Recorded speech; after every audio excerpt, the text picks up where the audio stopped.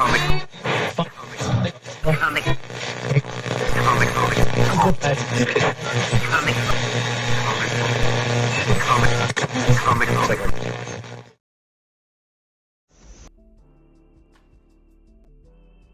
right, welcome everybody to Comic Book Radio. I'm your host, Peter Cimetti. Can you guys hear me tonight? I looked at the video yesterday. I didn't have myself muted. There wasn't like a, that little icon that pops up. So I don't know what happened with the video, but hopefully you guys can hear me today. My guest tonight on episode 116 is Mark POULTON. Mark POULTON. You guys probably have read his books, know who he is, and if you don't, you're in for a treat. Talented dude. Good dude. Now, before I bring him on, I want to let you know it's a busy day today fulfilling the alternate campaign. Over 100 packages are now shipped out. I got about 270, 260 left. Making good time. It's been about, let's see. Books got here on Monday. So, not too bad. 100 packages shipped out. All by my lonesome. Good stuff. Hope you guys dig them. If you haven't gotten them yet, please be patient. A little bit longer. Before we bring on Mark, let's say hello to you guys in the chat. Bear, what's up, Bear? How's it going? Thank you for being here tonight. Real JBC in the house. What's up, Real JBC? Asking also, is Mark the guy who lost his cat last night? I don't know. Gee, I hope not. Whoever it is, I hope they find their cat. But I don't think Mark lost it. I guess I'll ask him when he's on. Grape Nuka-Cola. How you doing, Grape Nuka-Cola? Hope you're doing good. Thank you for being here.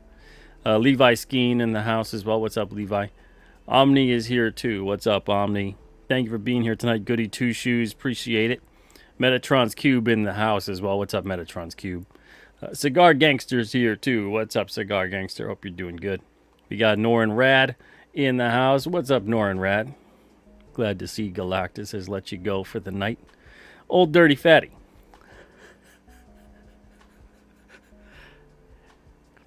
Correct. Thank you for being here tonight, Old Dirty Fatty. Killer Kovacs, what's up? Hope you're doing well. Thank you for being here. Shrek PMC, I said hello to you, but thank you, and I'm glad you let me know that you can hear me. Appreciate that. We also have Blastbeat Industries. What's up, Blastbeat? Thank you for being here as well. Manny Cornejo in the chat. Hope you're having a good one. Beampad is here. Good evening to you, Beampad. We also got Jenny Slaction in the house. Says, be patient, but I need those books. I appreciate that. That warms my heart. But please, be patient. Jay, Desolate Soul Studios, says, what's up, everybody? What's up, Jay? Hope you're doing good. Okay. It shows that the stream has been going for 9 hours? What's going on? Really? Okay. Without further ado, let's bring him on. The man of the hour, Mr. Mark POULTON. What's up, Mark? Man, you kept me in the back room for 9 hours. I didn't think I was ever getting on. 9 hours. Man, oh man. Patiently waiting. By the way, that's not my cat who is missing. Thoughts and prayers to whoever is missing their cat right now. I hope hope it returns. Yeah. I was like, I didn't think that you were missing a cat. I was looking at your Twitter page. It looked like everything was okay. But yeah, absolutely. JBC says don't forget. So it must be a different Mark, but yeah, absolutely. Thoughts and prayers for that individual and their pet. Man, oh man. Okay, Mark, thank you so much for being on the show tonight. Really appreciate you coming here. You're a busy dude. Anytime, man. Yeah. I'm looking forward to talking to you tonight, specifically about what we have, the matter at hand here, which is about writing. Refining ideas for characters and stories, that of which you have many. For those who may not be familiar with your work, can you give them a quick summary of some of the stuff you've worked on in the past? Sure. I started my career with my own book, Coney Waves, with Arcana Studio that I did for years. From there, I started working with Rob Liefeld on books like Brigade and Evangeline. Then I went to DC, worked on Savage Hawkman. Then John Malin and I launched Graveyard Shift back in 2017. And from there, started my own publishing company. I've released U.S. Assassin, Viking Wolf, Sea Dog, Loose Threads. I rebooted Coney Waves, and my new book, Writhe in Pain. So I probably missed a couple in between there, but yeah, been busy. Yeah, you're a busy dude, man. So that's awesome. I'm very happy for your success, and I wish you continued success. Thank you. So getting to the nitty gritty of it, how do you refine your ideas for characters and stories? Where do you usually start? What's that process usually like for you? Man, for me, I'm a title guy. Like an idea will start with the title. Graveyard Shift was an idea that I had this idea, Graveyard Shift, and I was like, oh, that would be a cool name for a team, but what would this team be like? And then I was like, it's a monster. It has to be a monster team. It has to be a horror book. And I was just, you just like keep playing around with it. And then I was like, oh, I have love for Universal monsters. They would be kind of like their own version of the Universal monsters. And then I love so my favorite part about making comics is the collaboration between writer and artist. So when I had the initial idea, I threw it out to John and said, hey, I have this idea. It's Universal monsters as superheroes. I think you'd be perfect artist for it. What do you think? And John was like, you're the first person to ask me to draw monsters. I'm in. So we started bouncing ideas back and forth. I saw them as like a Justice League team. John saw them as like X-Men team, darker, grittier, and it's a collaboration for the most part on most of my projects. So yeah, we just kept bouncing ideas back and forth. U.S. Assassin came from my love of American Ninja movies starring Michael Dudikoff. I was gonna say, yeah, it sounds like that title fits in perfectly. Yeah, I was like, I would love to make an American Ninja comic book. What's he doing now if he's still working for the government? He would be an old ninja doing these secret missions. And I was like, well, I can't get the rights to American Ninja, but I can make my own American Ninja. There you go. So I came up with the oh so clever name U.S. Assassin. And over time, with the collaboration of my artist, Mike McMahon, that morphed into a American Ninja love letter to a love letter to G.I. Joe, where we started bringing in other characters and, so some wackiness from the 80s cartoon series, but also from like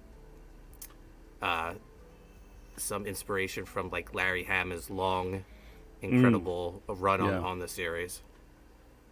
But yeah, I love to collaborate, pick other people's brains. I pull a lot of stuff from things I loved in the past. Also get a lot of ideas from my son, who I co-own my company with.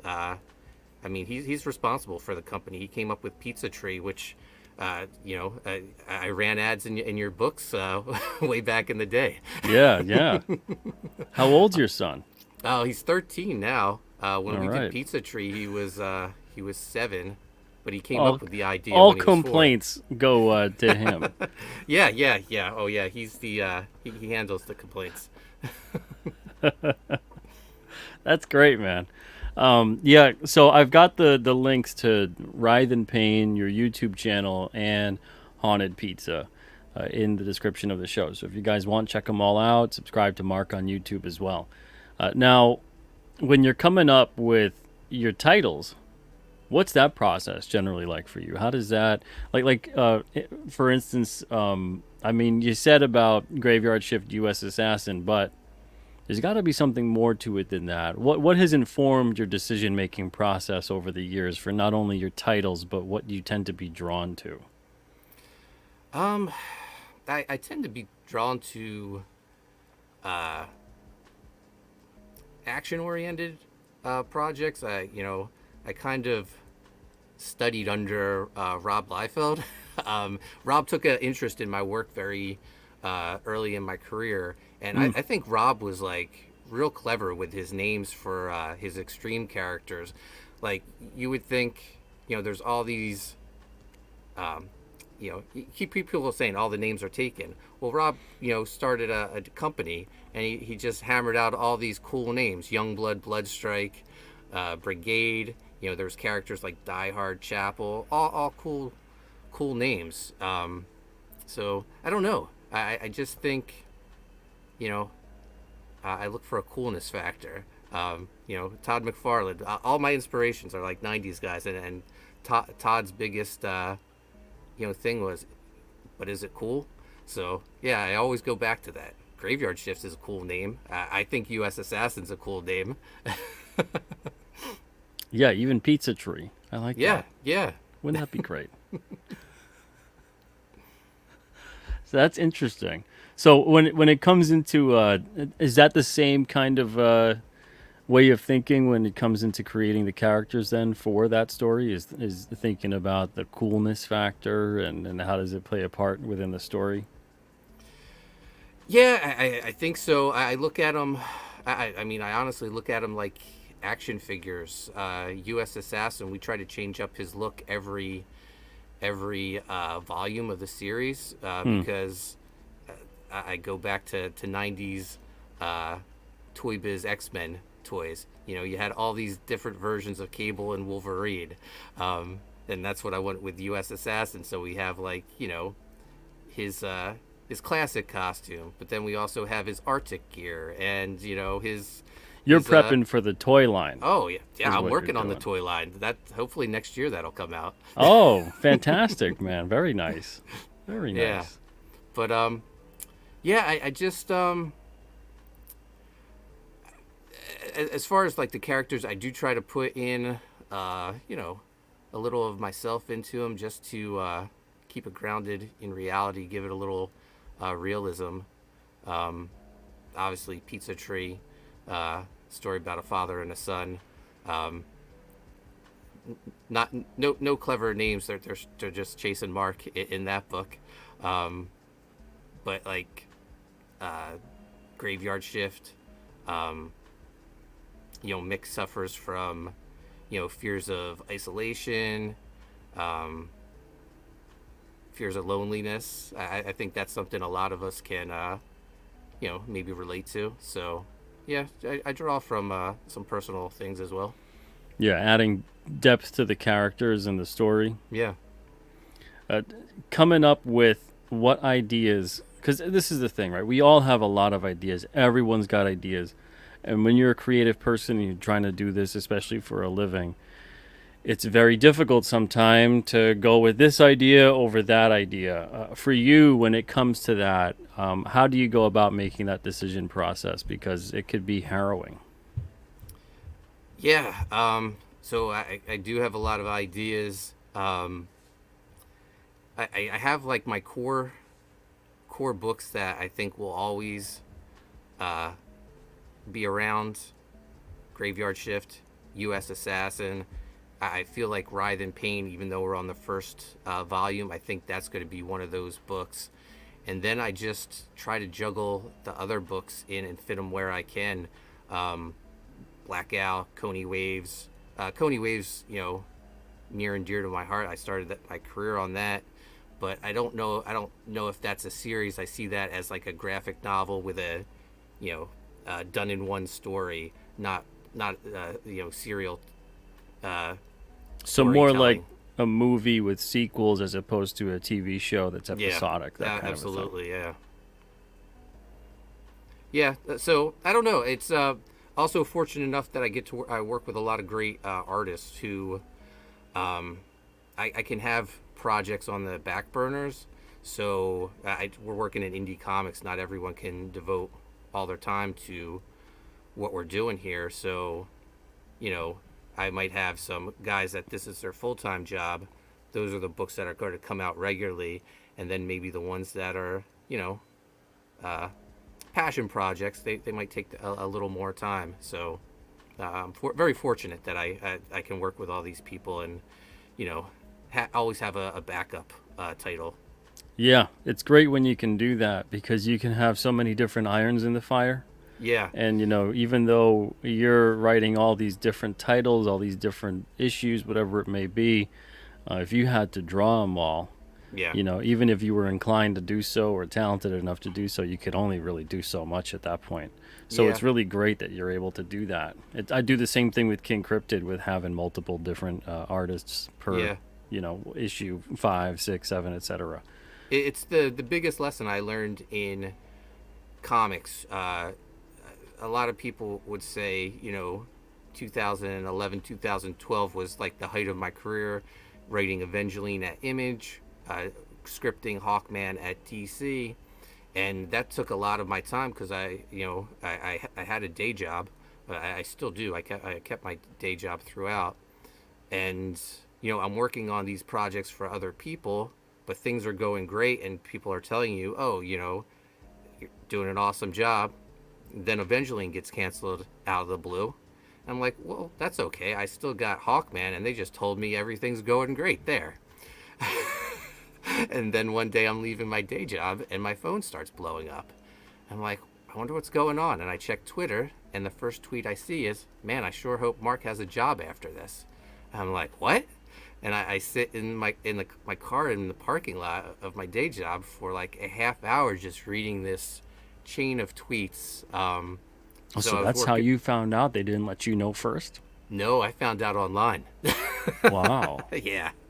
Uh, uh, Maybe a couple hours later, my editor emailed me and said, "Hey, I guess you saw what happened. I'm really sorry." Yeah. So, the follow up to that story is 2 days later, they rehired me at double my pay to finish Hawkman, only to fire me the following day and said it was all because of miscommunication. I turned in a script in that one day, though, and got the page rate for double the pay, though. Oh, go you. Yeah, Man, lesson to everyone out there. Turn that what year script was in. this? What year was this? It was 2012. Okay. Yeah. That kind of makes sense. That's when, at least from what I could see at that point in time, that's when it feels like the slow It was beginning New of 52. the end. It was a lot of Yeah. stuff like that going on. When it started feeling like, I don't think any of these guys know what they're doing anymore. Yeah. No, we had a different editor almost on a weekly basis on Hawkman. It was crazy. But I didn't have any irons in the fire, so I didn't have anything in the works. Wow. So it took me like maybe a year to get back on my feet and like start having books out on a regular basis. And I was like, never again, I'm going to always have another project on the back burner. Man, oh man. So at that point in time then, when you were going through that, how did you feel about your future in comics? Did you feel uncertain about it? Or did you feel like, let me put in all I got? I didn't feel good at all about it. I was very depressed after that because everyone, like, you feel like that's the high point working for the mainstream. And I went back to like pitching books to indie publishers, and no one was interested in what I was pitching. I kept being told. So John and I were working on Graveyard Shift at that time. Wow. And they were telling us, oh, 290s, 2 Liefeld. And that, IDW told us, we don't know what to do with this. Oh man. Wow. Yeah, so we got like, I was like, maybe comics aren't for me anymore. Like maybe like the stuff I like just isn't accepted. So I, changed my gears. I had a young son at the time. I loved reading to him. I was like, maybe I'll just start doing more kids books. They seem a lot more fun. I think I could get away with some crazy ideas. And, my son had at the time, came up with this wild idea that pizza came from planting a slice of pepperoni in the ground. So I concentrated on that, and I also had a children's book series called A Cat Named Haiku, and I concentrated on that for a while. And meanwhile, John and I kept working on Graveyard Shift. He was busy working at Marvel on like Thunderbolts and Cable and stuff like that. Yep. And then when he left Marvel, the time was just right to finally launch Graveyard Shift. But I remember being very nervous when we launched that. We were asking $5,000, and John said, "Mark, if we don't get funded, we'll each just put up $2,500." And I remember thinking to myself, where am I going to come up with $2,500? It's like if I had that, we wouldn't be doing the crowdfunding. We wouldn't be asking for money, exactly. But I didn't have to worry about that. We were funded in like 10 minutes. The book went on to, I think, fund like $106,000, and it changed my life. Changed John's life. And yeah, never looked back. Never went to work for anyone else. Just, self-published. Occasionally, I'll write a story for a friend if they ask, or I'll edit a book for a friend. But yeah, at conventions every now and then someone will ask me a question. Oh, when you're going to go back to DC? Never. Doing your own books is way better than working for someone else. I'd rather... The place where they fire you and you don't know until you check social media. Oh, yeah. I enjoyed working on Evangeline. I enjoyed working on Hawkman, but it's not as cool as writing Graveyard Shift or U.S. Assassin, or coming up with characters with my son. We took a Lego German Shepherd and put a Lego bazooka on its back, and Bazooka Dog was born. I don't know if a mainstream would let me get away with that. Well, if they did, they'd own it. Yeah, exactly. Oh man, that's interesting. I had no idea about the history of that, and I also had no idea that you and John were working on Graveyard Shift for that long too. Yes. I reached out to him 2010. I had just worked on Brigade with Rob Liefeld, a reboot that lasted one issue. And John was doing work for Rob, and we knew each other from Rob's message boards. So I was like, yeah, it makes sense. We're both Rob guys. I'm a fan of his work. Let me reach out to him and see if there was any interest. So, I mean, from the time I reached out to him to the time we launched the book was 7 years. Wow. So, yeah. Don't give up, guys. Sometimes it takes a while. Yeah, everyone's a 10-year overnight success. That's the cliche. So are you juggling a day job and full-time and comics, or are you full-time comics? Yeah, no, I still have a day job. I do rental inspections. So I'm inspecting like 50 apartment units a day.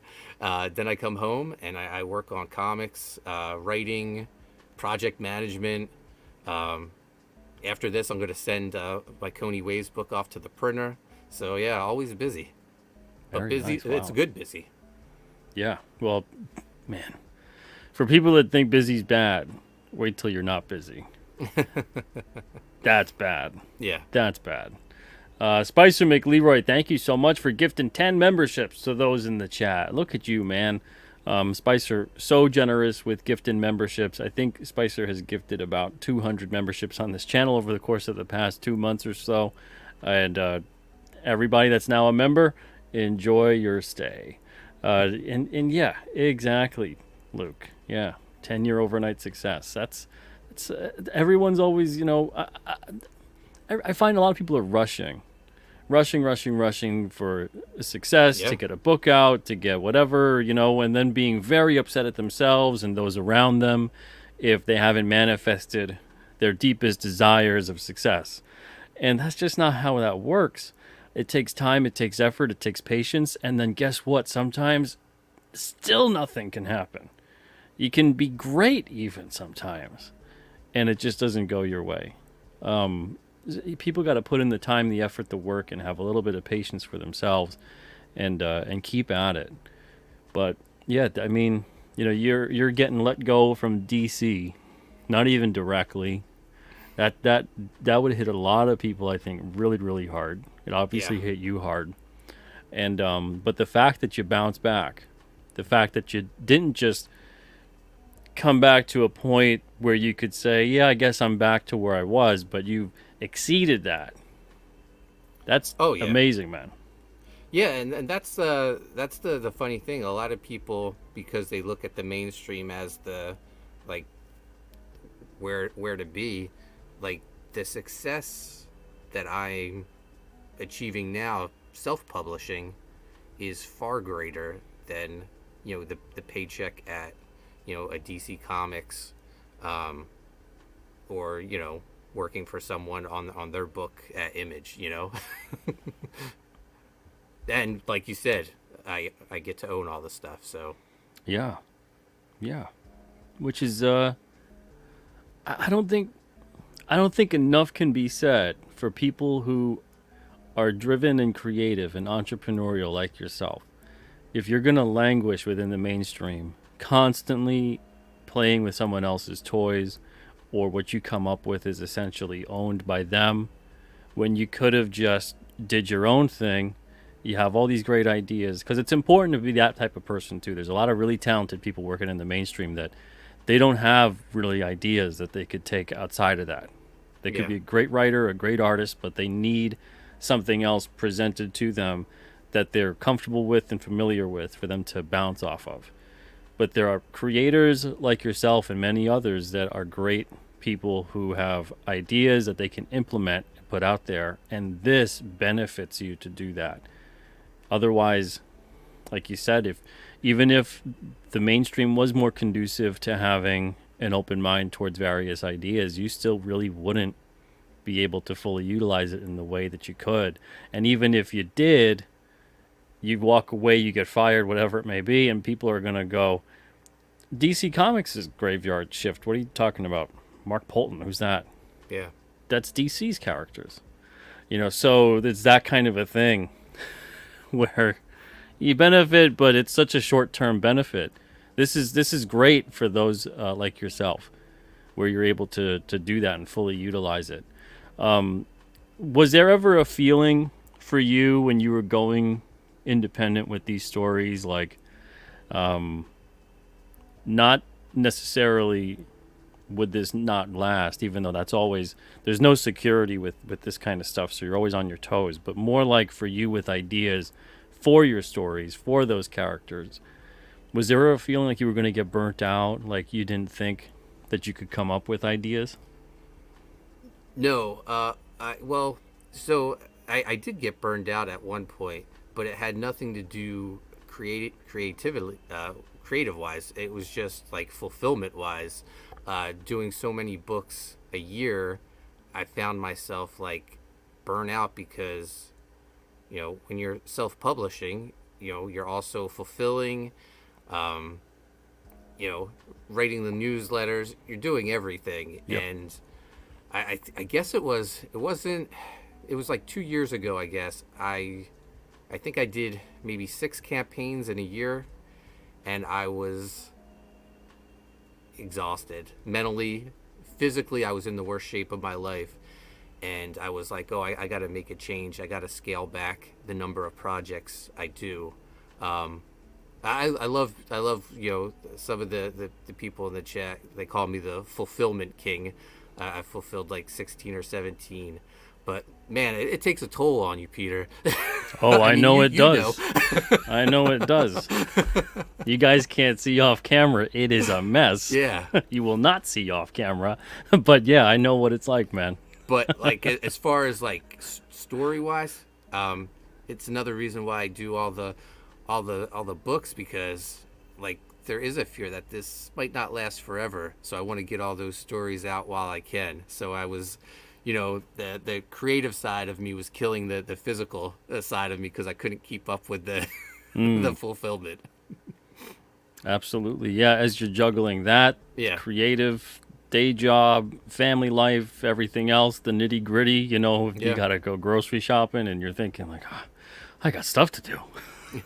Eat, sleep, go to the bathroom. What?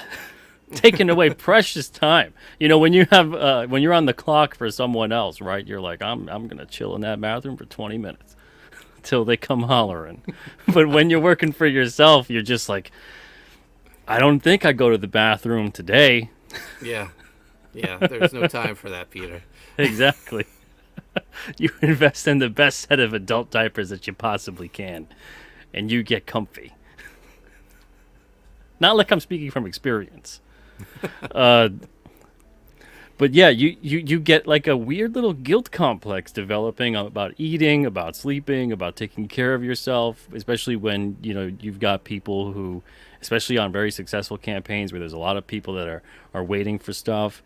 It becomes an antsy situation if you ever get in a position where the clock's ticking and it feels like, you know, you're getting late on fulfillment and things like that. And you start cutting corners. I know a lot of people that do that. I've done that, and it's really difficult to not get in that pattern. Yeah. So No, good for you for getting out. I've canceled vacations in the past because I was like, oh, I have books I need to ship. Yeah, I hear you. Vacation though, I don't know what that is. Is that a different word? Did they invent that? Is that a new one that the kids are using? I used to remember it. I don't. It's been a while. Man, oh man. Rick Saylor, thank you for gifting 10 memberships to those in the chat. Holy smokes. Man, you guys are very generous tonight. Thank you, Rick, and thank you, Spicer, for gifting memberships to those in the chat. But yeah, it's I get the sacrifice that you put in there, and it is sacrifice because you're sacrificing a relatively normal life to do the thing that you love doing that means something to you, and then because it means so much to you, you're going in there and cutting parts out Yeah. of, you know, Fortunately, you. my son has like taken an interest in comics. I think it That's it great. had to do with like the reading I did to him when he was in, you know, his his mom's belly. At least that's my guess. But Very you know, nice. Hey, he it helps. yeah he grew up in the industry. He was at his first San Diego Comic Con when he was 2 months old. So I think he just saw me making comics, so he was like, oh, that's what I'm supposed to do. So yeah, like he pitches ideas, he helps with fulfillment. It's nice that we can spend father-son time, get family time, while also, you know, working on the family business. That's great. Man, I love that. That's awesome, man. I'm happy for you that you've got that. Thank you. Do you feel like is this a thing that runs in the family? Were your parents creative, or your grandparents, anything like that, or even entrepreneurial? No, I mean, my dad would draw. I would ask my dad to draw me pictures, but he never, like, I don't think that was a hobby for him. It was just something, I guess, that he did. But my mom always encouraged us to draw and be creative. Like, there was, my brother and I would always spend time at the kitchen table with, a big container of crayons and markers, and we would just spend hours drawing. I knew very early in life. Like, once I realized I wasn't good enough to be a Major League Baseball player, I was like, okay, I'm going to make comic books. That's interesting. I'd like to compare a lot of the time comics to major sports. Yeah. Because there is kind of you're the coach, you're a general manager, you're also sometimes the player. There's varying degrees where you see within professional sports, they have the farm system, they have the majors, they have, the coaches, etc. And it's kind of like a personnel system that is derived from the players. And that's how it kind of used to be in comics. But nowadays, it feels like they're just drafting people from the beer leagues, and they're like, hey, come on in and be in the majors. And it's like, I don't really have experience. It doesn't matter. All the better. We'll pay you less than you deserve because you have no experience. And then people go, yeah, okay. And then the quality obviously suffers for it. And then the other analogy within sports is the fact that obviously it takes a lot in terms of that dedication and drive, and you really gotta, just because you could throw a ball doesn't mean that you're a baseball player. Yeah.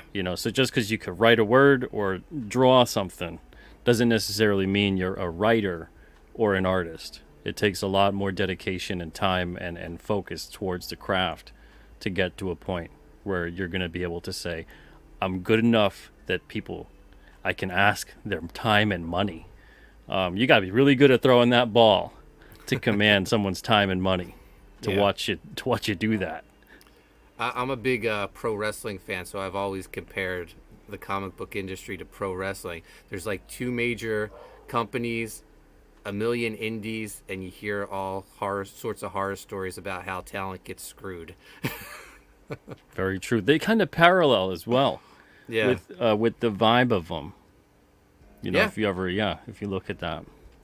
The best creators are the entertainers, the ones that are that really connect with the public. So yeah, absolutely. And as you could tell from the intro, of course, I love pro wrestling as well, especially Macho Man.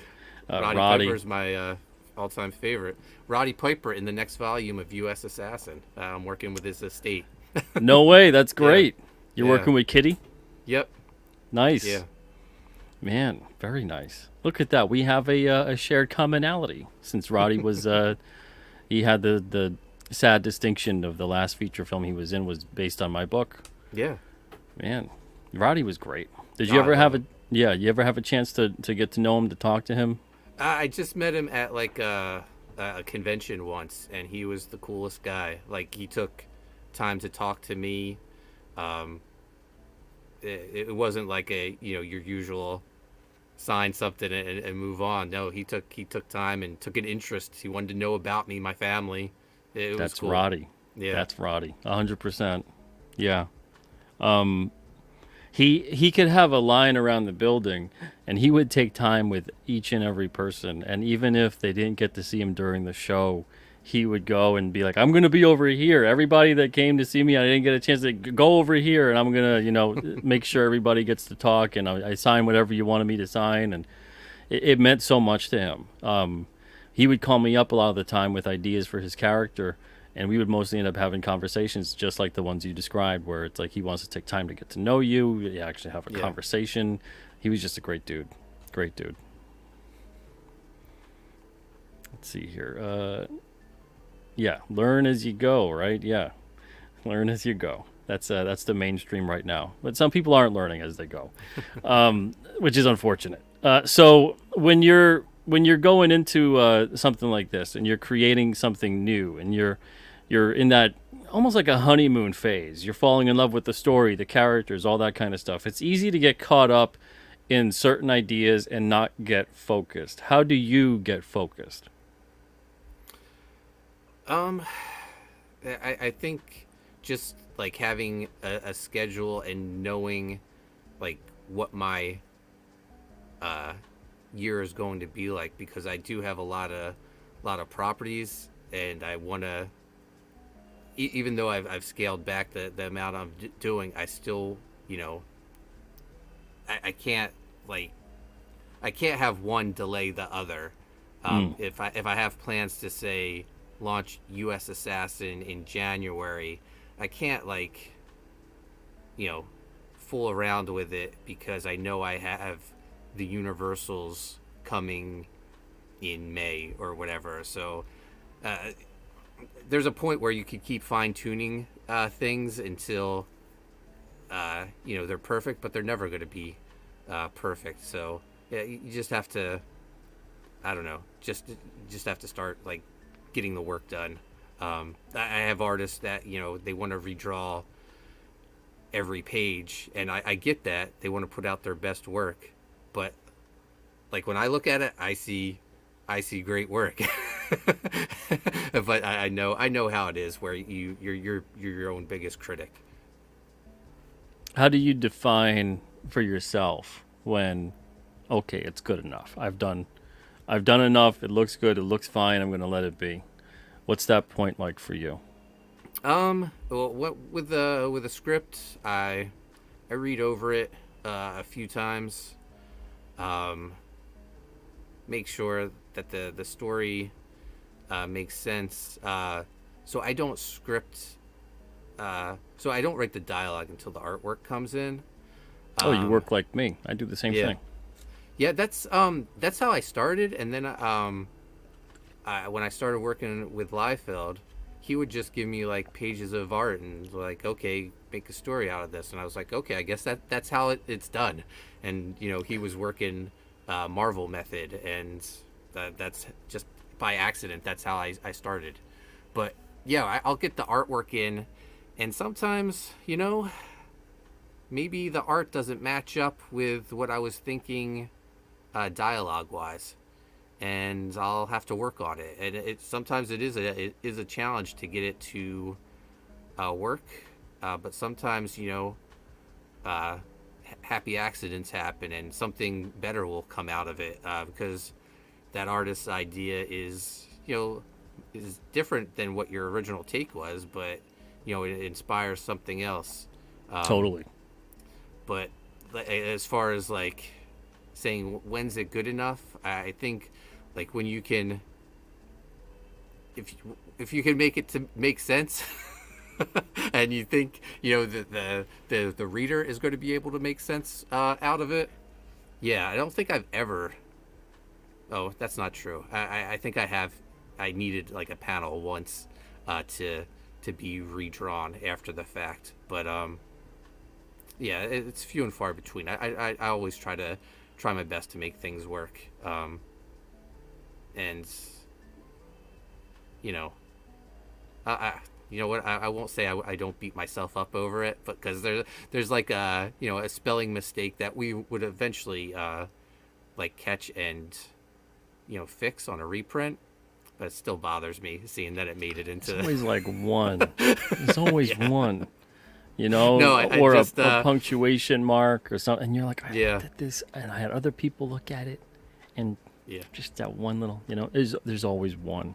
No, I recently gave someone like a stack of my books, and they came back and they found some errors in them, and I was like, oh, I should have given them the reprints. That's where we corrected them. Well, hey, you could tell them, look, you got first printings, Yeah, a little more valuable. So we keep these errors between us. yeah, You don't need to go tweeting them, and it's cool. Don't worry. So, are your scripts? I'm wondering if your scripts are more similar to mine than just the dialogue part. Are you describing scenes and doing a scene breakdown, that kind of a thing, and then you get that to the artist? Is that how yep, you do it? Yeah. yeah. I write it out page by page, panel by panel, but I save the dialogue until the artwork comes in. I find it like I'm inspired more seeing that artwork. Um, Mm-hmm. Yep. like trying to picture what the characters say without seeing the art. I mean, I have a general idea of what they're going to say, but just seeing that artwork really makes the scene come to life. Yeah. Totally. Totally. There's been times where, like you were mentioning, I've gotten art back, and I thought I was going to handle this scene or a couple of these pages into the next scene a totally different way, and then I get the art and I'm like, oh my lord, I could do it like this instead. This would be so Yeah, much better. And again, I would never have known that until the artist did what they did, and I feel like giving the artist a lot of that creative freedom as well. To You don't have to go in there nitty gritty, tell them, okay, this many panels, and you say this and they do that, and then they have to go into that and almost kind of start sacrificing the quality of the art and the dynamics of the composition to make room for dialogue, narration, etc. And then it loses something visually. At least that's what I find. yeah. Just like an example of an artist coming up with something I never even thought of. When I was working on Evangeline, the artist on the book, Owen Jenny, uh, maybe one of the best artists I ever worked with. Hit like the facial expressions he did for characters, incredible. But he started making like background characters look so interesting that I started making them like featured characters, and he was like, "Why is this bum now like a main character in the book?" And I was like, "There's something about him that just like the way you draw him." I was like, "He needs to be featured more. He's incredible." It's like you're picking out extras in the background. Yeah. Oh, And you it's know, like that guy stands out. Give him not to some get dialogue. off track, but that happened to me. I was an extra in Unbreakable, and M. Night, like, Oh, no way. Nice. yeah, he was like, "This guy's, I like this guy's look. You're going to start off a scene." It got cut out of the movie, though. That was going to be my big break. Are you on a deleted scene somewhere, or did it just get cut out completely? So I bought the DVD hoping I'd be in the deleted scene, and they started the scene right after my part. It was there was a flashback scene where Sam Jackson's character is a little kid at a state fair with his mom, and he's waiting outside a porta potty for her. Well, I walk past him into the other porta potty, give him a dirty look because he has like 2 leg braces on, and he walks off scared. And they start the scene after he walked off, so they cut out I got deleted from the deleted scene. Oh, man. I was like, was I that terrible? The producers are like, who the hell is this idiot? And he's like, I think he looks good. And they're like, M. Night. If we told you once, we told you 1,000 times. Stop making the extras the stars of the movie. Somewhere out there, Poor there's Mark. that footage of me walking into a porta potty. That would have changed the course of history, I think. You would have been discovered. But Yeah. then we wouldn't have all these great comics, you know? We'd have True. to watch like some movie you're in that you Yeah. probably hate being in. That's interesting, man. I'm finding so much about you tonight. This is great.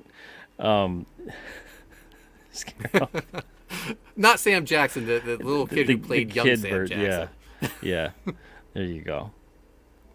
But man, okay. So for what you're doing right now in terms of being your own publisher and getting other people's books out there, or are you getting other people's books out there? Yeah, I'm publishing my friend Sean Arendt's book, Type 1. Oh, great. Okay, yeah.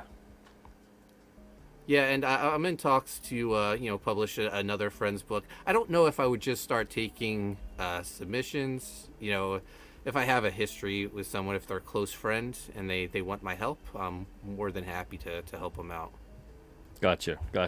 Yeah, I was going to ask, are there books that you're publishing that you're not writing or creating, but you've answered that with that. In that capacity, in terms of publishing your work versus publishing someone else's, what have been the pros and cons for you as far as that goes? Pros, helping friends fulfill their lifelong dreams of, making their own comic book. Cons, you're now managing your friends. And there hasn't been any issues, but, that could come up where, hey, this is now my book. I have a history of fulfilling on time. I don't want that to change. We need to keep the project moving along. And like we said, we're already stretched thin. We're stretching ourselves a little more thin, but it's worth it for a friend. Yeah. You have standards at that point that you want to maintain. Yeah, I absolutely understand that.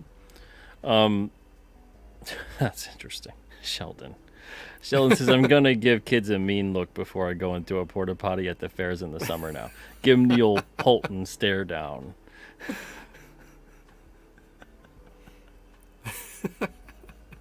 Good grief. Man, maybe it's a good idea. It is a deleted scene. True. People just be like mean mugging kids. Yeah. Just like staring at them dirty at the porta. I think that just sounds so completely wrong. And they'll be like, well, that dude in that movie, I thought he's pretty cool, and he did that too.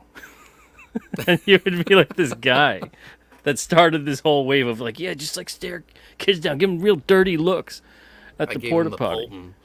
Yeah, give them the Poulton. And it's not something you want to go down in history for, I suppose. Uh, so being your own publisher and also being someone else's publisher, do you find that it means cutting into the creative time as a writer? Um, no, I don't think so. Like I'm able to find time to do it all. I think. I always make sure every day spent working on the business at some point, but maybe some days aren't a writing day. They're, sending book off to the printer days, or, following up with artists, or, pricing, getting quotes for books. So there's days where I'm wearing the publisher's hat and days I'm wearing the writer's hat, and maybe that helps fight off writer's block, because I don't think I've ever really had writer's block. If I get stuck at a spot, I just take a break and work on other things. And, that's another thing with juggling multiple projects. I can go from a horror book to, a action book. Is that easy for you to switch gears like that, or do you need a day from it? No, I can switch gears. I always leave, like, I always stop writing at a point where I know where I'm going next. That way, when I jump back into it, I know where I'm going. It sounds like you've got a system down, which is good, because you really need to get into that comfort zone on that level. Otherwise, it'll really become a giant mess, and you're just gonna feel like, man, what am I doing with any of it? Yeah. You're juggling too much, and you really can't handle it. For your ideas for stories and characters, has there been anything that you've thought of, and then later on you're like, you know what, that's a stinker, I'm not going to use that? So, working on Graveyard Shift, for volume 4, we introduced a ton of new characters, maybe like 60 new characters. And You say 60? Yeah. 60? Wow. Yeah, a ton of new characters. And John was like, just start coming up with some new characters. He told me to start coming up with some characters in advance. So I was coming up with characters, and I was inspired by the book Murder Falcon, because it's such a cool title. I was like, oh, if you just take two badass words, you could come up with something really cool. And I was like racking my brain. I came up with Viking, and I was like, Viking something. And I was like, I know what it is. It's Viking shark. Like, could you imagine a badass shark that's a Viking? And then I was like, oh, maybe that. I thought about it for a while. I was like, oh, I think it's cool, but you know what? Maybe it's a stinker. And then I refined it to Viking Wolf. And then I was like, oh, that's so badass. He can't just be a throwaway character in Graveyard Shift. I'm keeping him for myself. Yeah. That's a better one. But I keep thinking, oh, there's something with Viking Shark, maybe. Maybe not. I don't know. Maybe Viking Shark could be a nemesis. A Viking throwaway Wolf. character in Viking Wolf. Yeah. Yeah. I love terrible shark films, so. Like Sharknado, that kind of level. Yeah, like Shark Side of the Moon, which we just I just watched. We're going to review it on my channel on Sunday. That's better than it has any right to be. Very entertaining. Yeah. Interesting. Yeah. As far as not just character, but a story, was there any story that you threw away as an idea and maybe you even regret, and you think, you know what, I'll develop that one day and refine it? Like a title in terms of that, not just like a story within a series. Yeah. So before I got into comics, I started my writing career trying to break in as a screenwriter. I always loved comics, and I wanted to make comics. I just found, like, trying to break in was a mystery to me. But Robert Rodriguez and Kevin Smith wrote books on how to break into the movie industry, so I was like, oh, that seems easier. So I optioned a screenplay at one point, a teen comedy called "Gimme Back My Stuff," which it didn't go. There's so many times we thought it was going to get made, but it didn't. But while I was writing, It sounds like a prequel to Dude, Where's My Car? Yeah. While I was working on other screenplays, I came up with one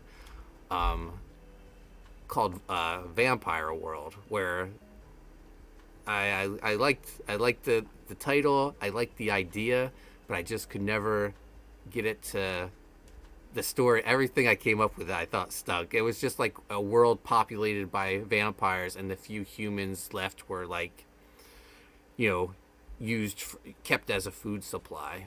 And it was about those humans fighting back. And I just, like, every story I wrote was just like, I like the idea, I just can't make anything happen with it. When did you do that? That sounds like if someone knew about it, they turned it into Daybreakers. Yeah, man, I did that back in 2001, 2002. Oh, okay. Yeah, that's before Daybreakers. Yeah. Did you pitch that around? Those studios are sneaky. Maybe I showed my agent at the time, but I don't think think Okay. anyone ever saw it. It was a stinker. Okay. Gotcha. Interesting.